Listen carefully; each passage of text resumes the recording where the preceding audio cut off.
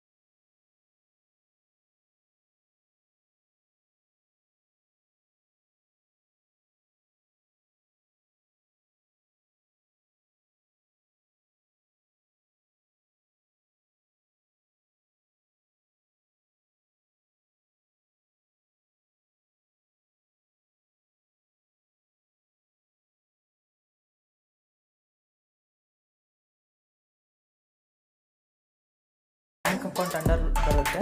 Next ಒಂದು office expenses 5500 rupees ಅಂತಿದೆಯಲ್ಲ, office expenses ಅನ್ನೋ ಒಂದು ಲೆಜರ್ನ ನಾನು ಕ್ರಿಯೇಟ್ ಮಾಡ್ತೀನಿ. ಈ ರೀತಿ ಎಕ್ಸ್ಪೆನ್ಸಸ್ ಎಲ್ಲದು ಇಂಡೈರೆಕ್ಟ್ ಎಕ್ಸ್ಪೆನ್ಸಸ್ ಅಂಡರ್ ಬರುತ್ತೆ. ಹಾಗೆ ನೆಕ್ಸ್ಟ್ ಒಂದು computer purchased from Rafi Technologies 22,000 rupees ಅಂತಿದೆಯಲ್ಲ, ಇದರಲ್ಲಿ 2 ಥರ ಲೆಜರ್ ಕ್ರಿಯೇಟ್ ಮಾಡಬೇಕಾಗುತ್ತೆ. ಒಂದು ಕಂಪ್ಯೂಟರು, ಹಾಗೆ ಸೆಕೆಂಡ್ ಒನ್ನು ರಫಿ ಟೆಕ್ನಾಲಜೀಸ್ ಅಂತೇಳಿ.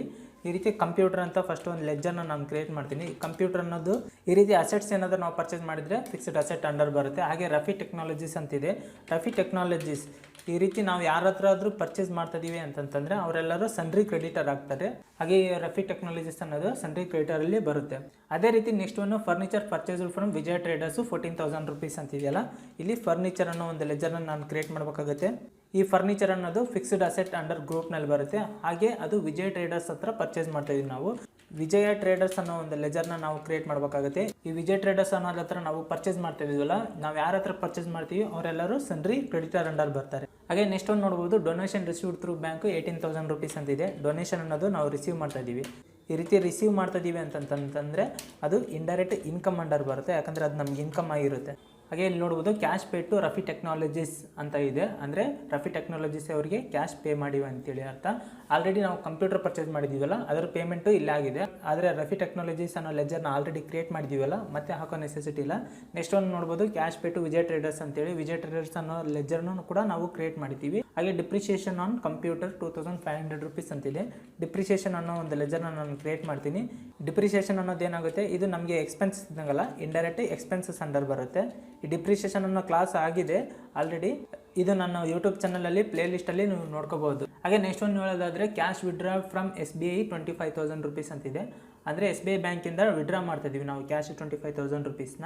SBI ಅನ್ನೋದು ಆಲ್ರೆಡಿ ಲೆಜರ್ ನಾನು ಕ್ರಿಯೇಷನ್ ಮಾಡಿದ್ದೀನಲ್ಲ, ಮತ್ತೆ ಹಾಕೋ ನೆಸೆಸಿಟಿ ಇಲ್ಲ. ಹಾಗೆ cash pay to Krishna 30,000 rupees ಅಂತಿದೆ. ಇಲ್ಲಿ ಕೃಷ್ಣ ಅನ್ನೋ ಲೆಜರ್ನ ನಾವು ಕ್ರಿಯೇಷನ್ ಮಾಡಬೇಕಾಗುತ್ತೆ. ಈ ಕೃಷ್ಣ ಅನ್ನೋರಿಗೆ ನಾವು ಅಮೌಂಟು ಪೇ ಮಾಡ್ತಾ ಇದ್ದೀವಿ. ಅಂದರೆ 30,000 rupees ಕೊಡ್ತಾ ಇದ್ದೀವಲ್ಲ, ನಮ್ಮಿಂದ ಯಾರು ಇಸ್ಕೊಂತಾರಲ್ಲ ಅವರು ಸನ್ರಿ ಕ್ರೆಡಿಟರ್ ಅಂಡರ್ ಬರ್ತಾರೆ. ಇವಾಗ ಕೃಷ್ಣ ಅನ್ನೋದು ಸನ್ರಿ ಕ್ರೆಡಿಟರ್ ಆಗ್ತಾರೆ. ಹಾಗೆ ನೆಕ್ಸ್ಟ್ ಒಂದು cash received from Krishna 40% only ಅಂತಿದೆ. ಅಂದರೆ ಕೃಷ್ಣ ಹತ್ರ ನಾವು 40% ಮತ್ತೆ ರಿಟರ್ನ್ ತೊಗೊಂಡಿದ್ದೀವಿ ಅಂತ ಅರ್ಥ.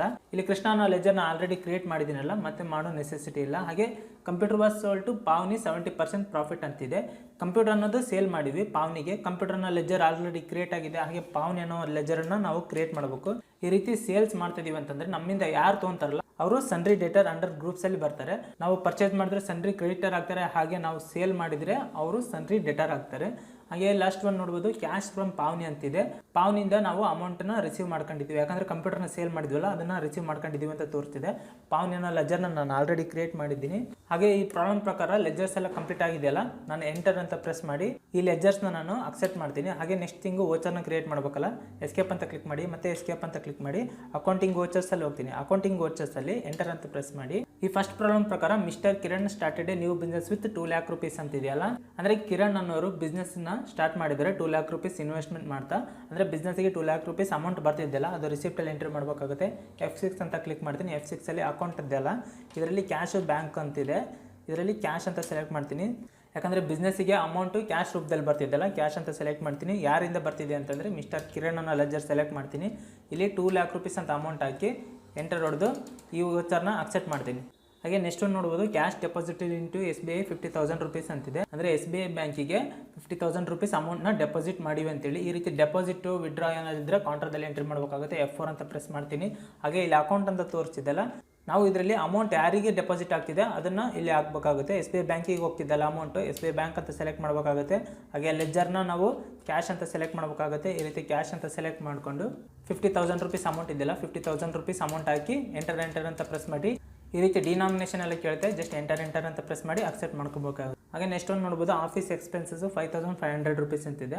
ಅಂದರೆ ಆಫೀಸಿಂದ ಖರ್ಚಾಗಿದೆ 5,500 rupees ಅನ್ನೋದು. ಈ ರೀತಿ ಎಕ್ಸ್ಪೆನ್ಸಸ್ ಏನಿದ್ರೆ ಪೇಮೆಂಟ್ ಅಲ್ಲ, ಇದು ಪೇಮೆಂಟಲ್ಲಿ ಎಂಟ್ರಿ ಮಾಡಬೇಕಾಗುತ್ತೆ. F5 ಅಂತ ಪ್ರೆಸ್ ಮಾಡಿರಿ, ಪೇಮೆಂಟಲ್ಲಿ ಹೋಗ್ರಿ. ಇಲ್ಲಿ ಅಕೌಂಟ್ ಅಂತ ಇದೆಯಲ್ಲ, ಕ್ಯಾಶ್ ಬ್ಯಾಂಕ್ ಅಂತ ತೋರಿಸ್ತಿದೆಯಲ್ಲ, ಕ್ಯಾಶ್ ಅಂತ ಸೆಲೆಕ್ಟ್ ಮಾಡ್ಕೊರಿ. ಹಾಗೆ ಲೆಜರ್ಸಲ್ಲಿ ಆಫೀಸ್ ಎಕ್ಸ್ಪೆನ್ಸಸ್ ಅಂತ ಸೆಲೆಕ್ಟ್ ಮಾಡಿಕೊಂಡು 5,500 rupees ಅಮೌಂಟ್ ಹಾಕಿ ಎಂಟರ್ ಅಂತ ಪ್ರೆಸ್ ಮಾಡಿ ಈ ವೋಚರ್ನ ಅಕ್ಸೆಪ್ಟ್ ಮಾಡ್ಕೊರಿ. ಹಾಗೆ ಇಲ್ಲಿ ಮೇನ್ ಪ್ರಾಬ್ಲಮ್ ಬಂದಿದೆ ನೋಡಿರಿ, computer purchased from Rafi Technologies 22,000 rupees ಅಂತಿದೆ. ಇಲ್ಲಿ ಜಸ್ಟ್ ಕಂಪ್ಯೂಟರ್ ಪರ್ಚೇಸ್ಡ್ ಅಂತಿದ್ರೆ ಇಲ್ಲಿ ಪೇಮೆಂಟಲ್ಲೇ ಆಗ್ಬಿಡ್ತಿದ್ವಿ ನಾವು. ಆದರೆ ಈ ರೀತಿ ಪರ್ಟಿಕ್ಯುಲರ್ ಆಗಿ ರಫಿ ಟೆಕ್ನಾಲಜೀಸ್ ಏನಾದರೂ ನೇಮ್ ಇದ್ದರೆ ಇಲ್ಲ ಕಂಪನಿ ನೇಮ್ ಏನಾದರೂ ಇದ್ದರೆ ನಾವು ಇದನ್ನು ಕ್ರೆಡಿಟ್ ಆಪರೇಷನ್ಸ್ ಒಳಗಡೆ ತೊಗೋಬೇಕಾಗುತ್ತೆ. ಅಂದರೆ ಇದನ್ನು F7 ಅಂತ ಕ್ಲಿಕ್ ಮಾಡಿ ಜನರಲ್ ಎಂಟ್ರೀಸಲ್ಲಿ ಎಂಟ್ರಿ ಮಾಡಬೇಕಾಗುತ್ತೆ. ಈ ಜನರಲ್ ಎಂಟ್ರೀಸ್ ಅನ್ನೋದು ಇದು ನಾಮ ಮಾತ್ರ ಎಂಟ್ರೀಸ್ ಮಾತ್ರ ಆಗಿದ್ದು ಇದು ಜನರಲ್ ಆಗಿ ಬರೆದಿಟ್ಕೊಳ್ಳೋಕ್ಕೋಸ್ಕರ ಮಾತ್ರ ಇರುತ್ತೆ. ಅಂದರೆ ಈ ರೀತಿ ಪರ್ಚೇಸ್ ಮಾಡಿದ್ವಿ 22,000 ರುಪೀಸ್ಗೆ ಅಂತೇಳಿ ಮಾತ್ರ ಬರೆದಿಟ್ಕೊಂಡಿರ್ತೀವಿ. ಇದನ್ನು ಪೇಮೆಂಟ್ ಆಗಿರಲ್ಲ. ಇದು ಯಾವ ರೀತಿ ಅಂತಂದರೆ ಬೈ ಅಂತಿದೆಯಲ್ಲ, ಇಲ್ಲಿ ಬೈಯಲ್ಲಿ ಕಂಪ್ಯೂಟರ್ ಅಂತ ತೊಗೋಬೇಕಾಗುತ್ತೆ. ಕಂಪ್ಯೂಟರ್ ತೊಗೊಂಡು ಅಮೌಂಟು 22,000 ರುಪೀಸ್ ಅಂತ ಹಾಕಿ ಇಲ್ಲಿ 2 ಅಂತ ಬರೆದು ರಫಿ ಟೆಕ್ನಾಲಜೀಸ್ಗೆ ನಾವು 22,000 ರುಪೀಸ್ನ ಅಮೌಂಟ ಪೇ ಮಾಡ್ತಿದ್ದೀವಿ ಅಂತೇಳಿ ಈ ರೀತಿ ತೋರಿಸ್ಬೇಕಾಗುತ್ತೆ. ಹಾಗೆ ಇಲ್ಲಿ ಮೆಥಡ್ ಆಫ್ ಅಡ್ಜಸ್ಟ್ಮೆಂಟ್ ಅಂತ ಕೇಳುತ್ತಲ್ಲ, ಇದರಲ್ಲಿ ಅಡ್ವಾನ್ಸ್ GST ಈ ರೀತಿ ಎಲ್ಲ ಇದೆಯಲ್ಲ, ಆನ್ ಅಕೌಂಟ್ ಅಂತ ಸೆಲೆಕ್ಟ್ ಮಾಡ್ಕೋಬೇಕು. ಒಂದು ವೇಳೆ ಬೇರೆದೇನಾದರೂ ಸೆಲೆಕ್ಟ್ ಆಗಿದ್ದರೆ ನಾವು ಆನ್ ಅಕೌಂಟ್ ಅಂತ ಸೆಲೆಕ್ಟ್ ಮಾಡಿಕೊಂಡು ಎಂಟರ್ ಅಂತ ಪ್ರೆಸ್ ಮಾಡಿ ಈ ರೀತಿ ಜನರಲ್ ಎಂಟ್ರಿನ ಅಕ್ಸೆಪ್ಟ್ ಮಾಡಬೇಕಾಗುತ್ತೆ. ಹಾಗೆ ಇದು ಜಸ್ಟ್ ಜನರಲ್ ಆಗಿ ಬರೆದಿಟ್ಕೊಳ್ಳೋದಕ್ಕೋಸ್ಕರ ಮಾತ್ರ ಇರುತ್ತೆ, ಇನ್ನೂ ಪೇಮೆಂಟ್ ಆಗಿರಲ್ಲ. ಹಾಗೆ ನೆಕ್ಸ್ಟ್ ಒಂದು ನೋಡೋದಾದರೆ furniture purchased from Vijay traders 40,000 rupees ಅಂತಿದೆ. ಇಲ್ಲಿ ಕೂಡ ನೇಮ್ ಇದೆ, ವಿಜಯ್ ಟ್ರೇಡರ್ಸ್ ಅಂತ ಪರ್ಟಿಕ್ಯುಲರ್ ನೇಮ್ ಇದೆಯಲ್ಲ, ಇದನ್ನು ಕೂಡ ನಾವು ಜನರಲ್ ಎಂಟ್ರೀಸಲ್ಲೇ ಎಂಟ್ರಿ ಮಾಡಬೇಕಾಗುತ್ತೆ. ಸೇಮ್ ಲಾಸ್ಟ್ ಪ್ರಾಬ್ಲಮ್ ಮಾಡಿದ್ರಲ್ಲ ಅದೇ ಥರ ಬೈ ಫರ್ನಿಚರ್ ಅಂತ ತೊಗೊತೀನಿ. ಹಾಗೆ ಅಮೌಂಟ್ ಏನಿದೆ 14,000 ರುಪೀಸ್ ಅಮೌಂಟ್ ಹಾಕ್ತೀನಿ. 2 ಅಂತ ಬರೆದು ವಿಜಯ್ ಟ್ರೇಡರ್ಸ್ ಅಂತ ಸೆಲೆಕ್ಟ್ ಮಾಡ್ತೀನಿ. ಈ ರೀತಿ 14,000 ರುಪೀಸ್ ಆನ್ ಅಕೌಂಟ್ ಅಂತ ಇಟ್ಟು ಈ ರೀತಿ ವೋಚರ್ನ ನಾನು ಅಕ್ಸೆಪ್ಟ್ ಮಾಡಿದ್ದೀನಿ. ಅಂದರೆ ನಾವು ಫರ್ನಿಚರ್ನ ಪರ್ಚೇಸ್ ಮಾಡಿದ್ದೀವಿ ಅಂತೇಳಿ ಜರ್ನಲ್ ಎಂಟ್ರಿನಲ್ಲಿ ಎಂಟ್ರಿ ಮಾಡಿಟ್ಕೊಂಡಿದ್ದೀವಿ. ಹಾಗೆ donation received through bank 18,000 rupees ಅಂತಿದೆ. ಡೊನೇಷನ್ ಅನ್ನೋದು ರಿಸೀವ್ ಆಗ್ತಿದೆ, ಅಂದರೆ F6 ರಿಸಿಪ್ಟಲ್ಲೇ ಎಂಟ್ರಿ ಮಾಡಬೇಕಾಗುತ್ತೆ. ಹಾಗೆ ಥ್ರೂ ಬ್ಯಾಂಕ್ ಅಂತ ಕೊಟ್ಟಿರೋದಕ್ಕೆ SBI ಬ್ಯಾಂಕ್ ಅಂತ ಸೆಲೆಕ್ಟ್ ಮಾಡ್ತೀನಿ. ಇಲ್ಲಿ ಡೊನೇಷನ್ ರಿಸೀವ್ಡ್ ಅಂತ ಕೊಟ್ಟು 18,000 ರುಪೀಸ್ನ ಅಮೌಂಟ್ ಹಾಕ್ತೀನಿ. 18,000 ರುಪೀಸ್ ಅಮೌಂಟ್ ಹಾಕಿ ಈ ರೀತಿ ಎಂಟರ್ ಅಂತ ಪ್ರೆಸ್ ಮಾಡಿ ಈ ವೋಚರ್ನ ನಾನು ಅಕ್ಸೆಪ್ಟ್ ಮಾಡ್ತೀನಿ. ಹಾಗೆ ನೆಕ್ಸ್ಟ್ ಒಂದು ನೋಡ್ಬೋದು cash pay to Rafi technologies ಅಂತಿದೆ. ರಫಿ ಟೆಕ್ನಾಲಜಿಗೆ ನಾವು ಕ್ಯಾಶ್ ಅನ್ನೋದು ಪೇ ಮಾಡ್ತಿದ್ವಿ ಅಂದರೆ ಪೇಮೆಂಟಲ್ಲಿ ಹಾಕಬೇಕಾಗುತ್ತೆ. F5 ಅಂತ ಪ್ರೆಸ್ ಮಾಡಿ ಪೇಮೆಂಟಲ್ಲಿ ಕೊಡ್ತೀನಿ ನಾನು. ಇದು ಆ್ಯಕ್ಚುಲಿ ಎದಕ್ಕೆ ಪೇಮೆಂಟ್ ಮಾಡ್ತಾ ಇದ್ದೀವಿ ಅಂತಂದರೆ ಲಾಸ್ಟ್ ಟೈಮ್ ನಾವು ಪರ್ಚೇಸ್ ಮಾಡಿದ್ವಲ್ಲ computer purchase Rafi Technologies 22,000 rupees ಅಂತ ಇತ್ತಲ್ಲ, ಇದನ್ನು ನಾನು ಜನರಲ್ ಎಂಟ್ರೀಸಲ್ಲಿ ಎಂಟ್ರಿ ಮಾಡಿದ್ದೆ. ಅಂದರೆ ಕಂಪ್ಯೂಟರ್ ಪರ್ಚೇಸ್ ಮಾಡಿದ್ದೀವಿ ಅಂತ ತೋರಿಸೋದಕ್ಕೋಸ್ಕರ ಎಂಟ್ರಿ ಮಾಡಿದ್ದೆ 22,000 ರುಪೀಸ್ನ. ಇದನ್ನು ಪೇಮೆಂಟ್ ಆಗಿದ್ದಿಲ್ಲ. ಇವಾಗ cash pay to Rafi technologies ಅಂತ ಇದೆಯಲ್ಲ, ಇದನ್ನು ಇವಾಗ ಪೇಮೆಂಟ್ ಮಾಡಿಬಿಡ್ಬೇಕಾಗುತ್ತೆ. F5 ಅಂತ ಪ್ರೆಸ್ ಮಾಡಿ ಇಲ್ಲಿ ಅಕೌಂಟ್ ಟೈಪ್ ಅಂತಿದೆಯಲ್ಲ ಕ್ಯಾಶ್ ಅಂತ ಸೆಲೆಕ್ಟ್ ಮಾಡ್ತೀನಿ. ಈ ರೀತಿ ರಫಿ ಟೆಕ್ನಾಲಜೀಸ್ ಅಂತ ಕೊಡ್ತೀನಿ. ಇಲ್ಲಿ ನೋಡ್ತಿರ್ಬೋದು ನೀವು 22,000 ರುಪೀಸ್ ಅಂತ ಅಮೌಂಟ್ ತೋರಿಸ್ತಿದೆಯಲ್ಲ, ಅದು ಕಂಪ್ಯೂಟರ್ ಪರ್ಚೇಸ್ ಮಾಡಿದ್ದಕ್ಕೋಸ್ಕರ 22,000 ರುಪೀಸ್ ಅಂತ ಅಮೌಂಟ್ ಹಾಕಿ ನಾನು ಎಂಟರ್ ಅಂತ ಪ್ರೆಸ್ ಮಾಡಿ ಇದನ್ನು ಆನ್ ಅಕೌಂಟ್ ಅಂತ ತೊಗೊಂಡು ಎಂಟರ್ ಅಂತ ಪ್ರೆಸ್ ಮಾಡಿ ಈ ವೋಚರ್ ನಾನು ಅಕ್ಸೆಪ್ಟ್ ಮಾಡ್ತೀನಿ. ಹಾಗೆ ನೆಕ್ಸ್ಟ್ ಒಂದು ಕೂಡ ನೋಡ್ತಿರ್ಬೋದು cash pay to Vijay traders ಅಂತ ಇದೆ. ವಿಜಯ್ ಟ್ರೇಡರ್ಸ್ ಕೂಡ ಪೇಮೆಂಟ್ ಮಾಡಬೇಕಾಗುತ್ತೆ. ಯಾಕಂದರೆ ನಾವು ಪ್ರೀವಿಯಸ್ ಆಗಿ ಫರ್ನಿಚರ್ನ ಪರ್ಚೇಸ್ ಮಾಡಿದ್ದೀವಿ ಅಂತೇಳಿ ಜನರಲ್ಲಿ ಎಂಟ್ರಿ ಮಾಡ್ಕೊಂಡಿದ್ವಲ್ಲ, ಜನರಲ್ ಎಂಟ್ರಿಯಲ್ಲಿ ಇದನ್ನು ನಾವು ಪೇಮೆಂಟಲ್ಲಿ ಪೇಮೆಂಟ್ ಮಾಡಿಬಿಡ್ಬೇಕಾಗುತ್ತೆ. ಇಲ್ಲಿ ಅಕೌಂಟಲ್ಲಿ ಕ್ಯಾಶ್ ಅಂತ ಸೆಲೆಕ್ಟ್ ಮಾಡ್ತೀನಿ, ವಿಜಯ್ ಟ್ರೇಡರ್ಸ್ ಅಂತ ಸೆಲೆಕ್ಟ್ ಮಾಡ್ತೀನಿ. ಫರ್ನಿಚರ್ ತೊಗೊಂಡಿರೋ ಕಾಸ್ಟು 14,000 ರುಪೀಸ್ ಇಲ್ಲಿ ತೋರಿಸ್ತಿದ್ದಲ್ಲ, ಈ 14,000 ರುಪೀಸ್ನ ನಾನು ಇಲ್ಲಿ ಹಾಕಿ ಆನ್ ಅಕೌಂಟ್ ಅಂತ ಸೆಲೆಕ್ಟ್ ಮಾಡ್ಕೊಂಡು ಈ ರೀತಿ ಇಲ್ಲಿ ನರೇಷನಲ್ಲೂ ಕೂಡ ಬರಿಬೋದು ನಾವು ಬೀಯಿಂಗ್ ಫರ್ನಿಚರ್ ಪರ್ಚೇಸ್ಡ್ ಅಂತೇಳಿ. ಈ ರೀತಿ ಪರ್ಚೇಸ್ ಮಾಡಿದ್ವಿ ನಾವು ಅಂತಂತೇಳಿ ನರೇಷನಲ್ಲಿ ಹಾಕಿ ಬಿಲ್ ನಂಬರ್ ಇದ್ದರೆ ಬಿಲ್ ನಂಬರ್ ಹಾಕಿ ಎಂಟರ್ ಹೊಡೆದು ಅಕ್ಸೆಪ್ಟ್ ಮಾಡ್ತೀನಿ. ಹಾಗೆ ನೆಕ್ಸ್ಟ್ ಒಂದು ನೋಡ್ಬೋದು ಡಿಪ್ರಿಷಿಯೇಷನ್ ಆನ್ ಕಂಪ್ಯೂಟರ್ 2,500 ರುಪೀಸ್ ಅಂತಿದೆ. ಅಂದರೆ ಸವಕಳಿ ಡಿಪ್ರಿಷಿಯೇಷನ್ ಅಂತಂದರೆ ಗೊತ್ತಲ್ಲ ನಿಮಗೆ, ಸವಕಳಿ ವೆಚ್ಚ ಅಂತೇಳಿ. ಈ ಕಂಪ್ಯೂಟರ್ ವ್ಯಾಲ್ಯೂ ಏನಿದೆಯಲ್ಲ ಅದು 2,500 ರುಪೀಸ್ ಅನ್ನೋದು ವ್ಯಾಲ್ಯೂ ಕಡಿಮೆ ಆಗಿದೆ, ಅಂದರೆ ಡಿಪ್ರಿಷಿಯೇಷನ್ ಆಗಿದೆ ಅಂತ ತೋರಿಸ್ತಿದೆ. ಈ ಡಿಪ್ರಿಷಿಯೇಷನ್ ನಾವು ಜನರಲ್ ಎಂಟ್ರಿಲೇ ಎಂಟ್ರಿ ಮಾಡಬೇಕಾಗುತ್ತೆ. F7 ಅಂತ ಕ್ಲಿಕ್ ಮಾಡ್ತೀನಿ. ಈ ಜನರಲ್ ಎಂಟ್ರಿಯಲ್ಲಿ ಹೋಗಿ ಬೈ ಅಂತಿದೆಯಲ್ಲ, ಬೈಯಲ್ಲಿ ಡಿಪ್ರಿಷಿಯೇಷನ್ ಅಂತ ತೊಗೊತೀನಿ. 2,500 ರುಪೀಸ್ ಅಮೌಂಟ್ ಹಾಕ್ತೀನಿ. ಹಾಗೆ ಇದನ್ನು 2 ಅಂತ ಬರೆದು ಕಂಪ್ಯೂಟರ್ಗೆ ಡಿಪ್ರಿಷಿಯೇಷನ್ ಮಾಡ್ತಾ ಇದೀವಲ್ಲ, ಟು ಕಂಪ್ಯೂಟರ್ ಅಂತ ಹಾಕಿ ಎಂಟರ್ ಹೊಡೆದು ಈ ರೀತಿ ವೋಚರ್ನ ನಾನು ಅಕ್ಸೆಪ್ಟ್ ಮಾಡ್ತೀನಿ. ಹಾಗೆ ನೆಕ್ಸ್ಟ್ ಒಂದು ನೋಡೋದಾದ್ರೆ cash withdraw from SBI 25,000 rupees ಅಂತಿದೆ. ಕ್ಯಾಶ್ ಅನ್ನೋದು ವಿಡ್ರಾ ಮಾಡ್ತಾ ಇದ್ದೀವಿ SBI ಬ್ಯಾಂಕಿಂದ 25,000 ರುಪೀಸ್ ಅಂತೇಳಿ. ಈ ರೀತಿ ವಿಡ್ರಾ ಇಲ್ಲ ಡೆಪಾಸಿಟ್ ಏನಾದ್ರು ಇದ್ದರೆ ಕಾಂಟ್ರಾ ಎಂಟ್ರಿಲಿ ಎಂಟ್ರಿ ಮಾಡಬೇಕಾಗತ್ತಲ್ಲ, F4 ಅಂತ ಪ್ರೆಸ್ ಮಾಡ್ತೀನಿ. ಇವಾಗ ಡ್ರಾ ಮಾಡ್ತಿದ್ದೀವಲ್ಲ, ಡ್ರಾ ಮಾಡ್ತಿದ್ದೀವಿ ಅಂದರೆ ಕ್ಯಾಶಿಗೆ ಅಮೌಂಟ್ ಬರ್ತಿದೆ. ಕ್ಯಾಶ್ ಅಂತ ಮೇಲೆ ಸೆಲೆಕ್ಟ್ ಮಾಡ್ತೀನಿ. ಥ್ರೂ ಎಲ್ಲಿಂದ ಅಂತಂದರೆ SBI ಬ್ಯಾಂಕಿಂದ. ಅಮೌಂಟ್ ಎಷ್ಟು ಕೊಟ್ಟಿದ್ದಾರೆ 25,000 ರುಪೀಸ್ ಕೊಟ್ಟಿದ್ದಾರಲ್ಲ, 25,000 ರುಪೀಸ್ ಹಾಕ್ತೀನಿ. ಇಲ್ಲಿ ಚೆಕ್ ನಂಬರ್ ಏನು ಕೊಟ್ಟಿಲ್ಲ, ಜಸ್ಟ್ ಇದನ್ನು ಬ್ಲಾಂಕ್ ಬಿಟ್ಟು ಎಂಟರ್ ಅಂತ ಪ್ರೆಸ್ ಮಾಡಿ ಈ ವೋಚರ್ನ ಅಕ್ಸೆಪ್ಟ್ ಮಾಡ್ತೀನಿ. ಹಾಗೆ ನೆಕ್ಸ್ಟ್ ಒಂದು ನೋಡ್ಬೋದು cash pay to Krishna 30,000 rupees ಅಂತಿದೆ. ಅಂದರೆ ಕೃಷ್ಣ ಅನ್ನೋರಿಗೆ 30,000 ರುಪೀಸ್ನ ನಾವು ಅಮೌಂಟನ್ನ ಪೇ ಮಾಡ್ತಿದ್ದೀವಿ. ಈ ರೀತಿ ಪೇ ಮಾಡ್ತಿದ್ದೀವಿ ಅಂತಂದರೆ ಪೇಮೆಂಟಲ್ಲಿ ಎಂಟ್ರಿ ಮಾಡಬೇಕಾಗುತ್ತೆ. F5 ಅಂತ ಪ್ರೆಸ್ ಮಾಡ್ತಿದ್ದೀವಿ. ಇಲ್ಲಿ ಅಕೌಂಟ್ ಅಂತಿದ್ದಿಲ್ಲ, ಅಕೌಂಟಲ್ಲಿ ನಾನು ಕ್ಯಾಶ್ ಅಂತ ಸೆಲೆಕ್ಟ್ ಮಾಡಿಕೊಂಡು ಇಲ್ಲಿ ಕೃಷ್ಣ ಅಂತ ಕೊಡ್ತೀನಿ. ಕೃಷ್ಣಾಗ 30,000 ರುಪೀಸ್ ಏನೋ ಅಮೌಂಟ್ ತೊಗೊಳ್ತಿದ್ದಾರೆ ಅವರು, 30,000 ರುಪೀಸ್ ಅಂತ ಹಾಕಿ ಜಸ್ಟ್ ಈ ರೀತಿ ಕೇಳಿದ್ರೆ ಆನ್ ಅಕೌಂಟ್ ಅಂತ ಸೆಲೆಕ್ಟ್ ಮಾಡಿಕೊಂಡು ಎಂಟರ್ ಅಂತ ಪ್ರೆಸ್ ಮಾಡಿ ಈ ವೋಚರ್ನ ಅಕ್ಸೆಪ್ಟ್ ಮಾಡ್ಕೊರಿ. ಹಾಗೆ ನೆಕ್ಸ್ಟ್ ಒಂದು ನೋಡ್ಬೋದು cash received from Krishna 40% only ಅಂತಿದೆ. ಲಾಸ್ಟ್ ಪ್ರಾಬ್ಲಮ್ ಪ್ರಕಾರ cash pay to Krishna 30,000 rupees. 30,000 rupees ನಾವು ಪೇ ಮಾಡಿದ್ವಲ್ಲ, ಅದರಲ್ಲಿ 40% ಅವರು ರಿಟರ್ನ್ ಮಾಡಿದ್ದಾರೆ, ಅಂದರೆ ರಿಸೀವ್ ಆಗಿದೆ. ಅಂದರೆ ರಿಸಿಪ್ಟಲ್ಲಿ ಎಂಟ್ರಿ ಮಾಡಬೇಕಾಗುತ್ತೆ. F6 ಅಂತ ಕ್ಲಿಕ್ ಮಾಡ್ತೀನಿ. ಇಲ್ಲಿ ಅಕೌಂಟಲ್ಲಿ ಕ್ಯಾಶ್ ಅಂತ ಸೆಲೆಕ್ಟ್ ಮಾಡ್ತೀನಿ. ಇಲ್ಲಿ ಕೃಷ್ಣ ಅಂತ ಸೆಲೆಕ್ಟ್ ಮಾಡ್ತೀನಿ. ಹಾಗೆ ಇದನ್ನ ಕ್ಯಾಲ್ಕುಲೇಟರಲ್ಲಿ ಕ್ಯಾಲ್ಕುಲೇಟ್ ಮಾಡಬೇಕಾಗುತ್ತೆ 40% ಅಂದರೆ ಎಷ್ಟಿದೆ ಅಂತೇಳಿ. ಕಂಟ್ರೋಲ್ ಎನ್ ಅಂತ ಪ್ರೆಸ್ ಮಾಡ್ತೀನಿ, ಮಿನಿ ಕ್ಯಾಲ್ಕುಲೇಟರ್ ಓಪನ್ ಆಯ್ತಲ್ಲ, ಇಲ್ಲಿ 30,000 ರೂಪೀಸ್ ಅಂತ ಹಾಕ್ತೀನಿ. 30,000 ರೂಪೀಸಿಗೆ ಇಂಟು 40% ಅಂದರೆ ಎಷ್ಟಪ್ಪ ಅಂತಂತಂದರೆ ಎಂಟರ್ ಪ್ರೆಸ್ ಮಾಡಿದರೆ 12,000 ರೂಪೀಸ್ ಅಂತಿದೆ. ಅಂದರೆ 12,000 ರೂಪೀಸ್ ನಾವು ಕೃಷ್ಣಯಿಂದ ವಾಪಸ್ ರಿಟರ್ನ್ ತೊಗೊಂಡಿದ್ದೀವಿ ಅಂತ ಅರ್ಥ. ಇಲ್ಲಿ ಕಂಟ್ರೋಲ್ ಎಮ್ ಅಂತ ಪ್ರೆಸ್ ಮಾಡಿ ಮಾನಿಟ್ರಿಗೆ ಹೋಗಿ 12,000 ರೂಪೀಸ್ ನಾನು ಅಮೌಂಟ್ ಹಾಕಿ ಈ ರೀತಿ 40% ಏನು ಅಮೌಂಟ್ ಇದೆಯಲ್ಲ ಅದನ್ನು ರಿಸೀವ್ ಮಾಡ್ತೀನಿ, ಆನ್ ಅಕೌಂಟ್ ಅಂತ ತೊಗೊತೀನಿ. ಹಾಗೆ ಇಲ್ಲಿ ನರೇಷನಲ್ಲಿ ಆದರೆ ಬರಿಬೋದು ಕೃಷ್ಣದಿಂದ 40% ರೂಪೀಸ್ ನಾವು ಅಮೌಂಟ್ ರಿಟರ್ನ್ ತೊಗೊಂಡಿದ್ದೀವಿ ಅಂತೇಳಿ. ಹಾಗೆ ನೆಕ್ಸ್ಟ್ ಒಂದು ಪ್ರಾಬ್ಲಮ್ ನೋಡೋದಾದರೆ computer was sold to Pavani 70% profit ಅಂತಿದೆ. ಅಂದರೆ ಕಂಪ್ಯೂಟರ್ ಅನ್ನೋದು ಸೇಲ್ ಆಗಿದೆ, ಪಾವನಿ ಅನ್ನೋರಿಗೆ 70% ಪ್ರಾಫಿಟ್ಟಿಗೆ ಸೇಲ್ ಆಗಿದೆ ಅಂತ ತೋರಿಸ್ತಿದ್ದಾರೆ. ಈ ರೀತಿ ಪರ್ಟಿಕ್ಯುಲರ್ ಆಗಿ ನೇಮ್ ಏನಾದರೂ ಬಂತು ಅಂತಂತಂದ್ರೆ ಅದನ್ನ ನಾವು ಜನರಲ್ ಎಂಟ್ರಿಲಿ ಎಂಟ್ರಿ ಮಾಡಬೇಕಾಗುತ್ತೆ. ಆಮೇಲೆ ಇದು ಪೇಮೆಂಟ್ ರಿಸಿಪ್ಟ್ ಮಾಡ್ಕೋಬೇಕಾಗುತ್ತೆ. ಇವಾಗ ನಾನು ಸೇಲ್ಸ್ ಮಾಡ್ತಾ ಇದ್ದೀನಲ್ಲ, F7 ಅಂತ ಕ್ಲಿಕ್ ಮಾಡ್ತೀನಿ. ಜನರಲ್ ಎಂಟ್ರೀಸ್ ಅಲ್ಲಿ ಹೋಗಿ computer was sold to Pavani 70% profit ಅಂತ ಇದೆಯಲ್ಲ, ಬೈ ಅಂತ ಇದೆಯಲ್ಲ, ಬೈಯಲ್ಲಿ ಪಾವನಿ ಅಂತ ತಗೋಬೇಕಾಗುತ್ತೆ. ಅದಕ್ಕಿಂತ ಮುಂಚೆ ನಮಗೆ ಕ್ಯಾಲ್ಕುಲೇಷನ್ ಮಾಡಬೇಕಾಗುತ್ತೆ. ಯಾಕಂದರೆ ಕಂಪ್ಯೂಟರ್ ಅನ್ನೋದು ಸೇಲ್ ಆಗಿದೆ, ಪಾವನಿಗೆ 70% ಪ್ರಾಫಿಟ್ ಆಗಿದೆ ಅಂತ ಹೇಳ್ತಿದ್ದಲ್ಲ, 70% ಅಂದರೆ ಎಷ್ಟು ಅಂತೇಳಿ ನೋಡ್ಕೋಬೇಕಾಗುತ್ತೆ. ಕಂಟ್ರೋಲ್ ಎನ್ ಅಂತ ಪ್ರೆಸ್ ಮಾಡ್ತೀನಿ, ಮಿನಿ ಕ್ಯಾಲ್ಕುಲೇಟರ್ ಓಪನ್ ಮಾಡ್ತೀನಿ. ಇಲ್ಲಿ ಕಂಪ್ಯೂಟರ್ ತೊಗೊಂಡಿರೋ ಕಾಸ್ಟ್ ನಾವು 22,000 ರೂಪೀಸಿಗೆ ಕಂಪ್ಯೂಟರ್ ತೊಗೊಂಡಿದ್ದೀವಿ ಕಾಸ್ಟ್.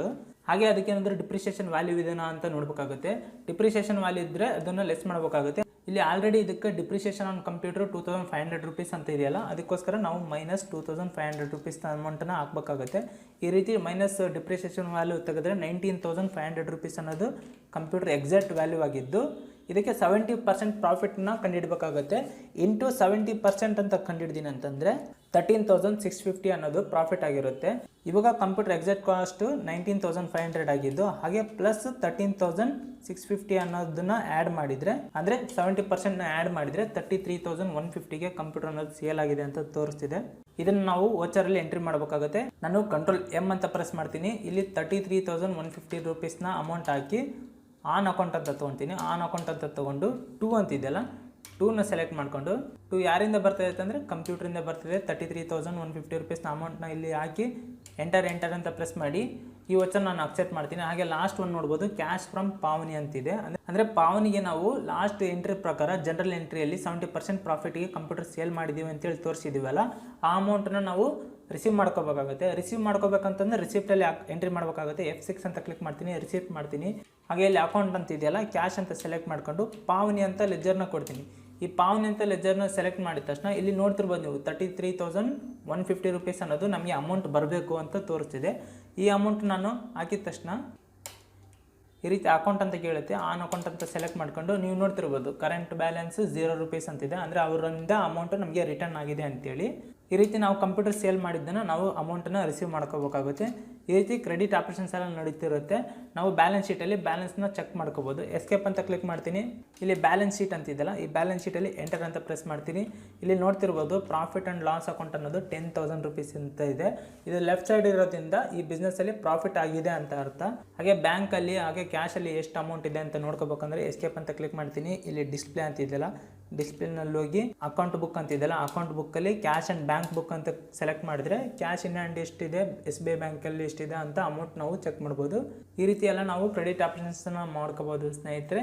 ನಾವು ನೆಕ್ಸ್ಟ್ ವಿಡಿಯೋದಲ್ಲಿ ಇನ್ವೆಂಟ್ರಿ ಮ್ಯಾನೇಜ್ಮೆಂಟು ಹಾಗೆ ಸ್ಟಾಕ್ ಐಟಮ್ಸ್ನ ಯಾವ ರೀತಿ ಮೆನ್ಷನ್ ಮಾಡಬೇಕು ಟ್ಯಾಲಿಲಿ ಅಂತೇಳಿ ನೋಡ್ಕೊಳ್ಳೋಂತೆ. ಈ ವಿಡಿಯೋ ನಿಮಗೆ ಇಷ್ಟ ಆಗಿದ್ರೆ ಲೈಕ್ ಮಾಡಿ. ಹಾಗೆ ಏನಾದರೂ ತಿಳಿಸ್ಬೇಕಂತಿದ್ರೆ ಕಮೆಂಟ್ ಮಾಡಿ. Thank you very much friends.